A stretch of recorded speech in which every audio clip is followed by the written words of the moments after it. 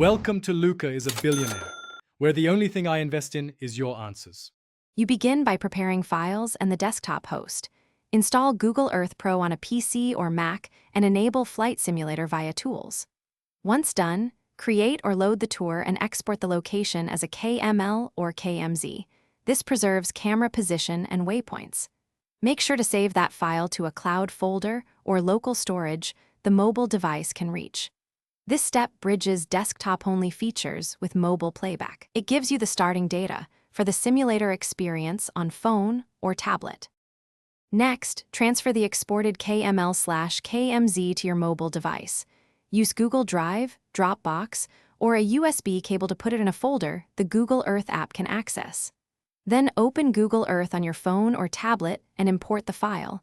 Tap the file entry to load the saved camera and path.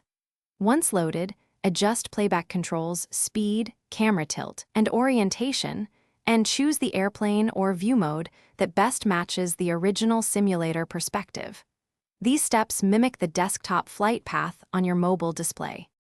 Finally, run the tour and use touch gestures to refine pitch and yaw, pinch to zoom and swipe to steer the viewpoint. Make incremental runs to confirm timing and transitions. If motion feels off, slow the tour speed or edit waypoint spacing back on desktop and re-export.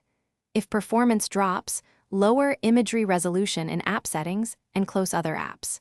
If the mobile app refuses the file, resave the KML as a KMZ or validate it on the desktop for malformed geometry.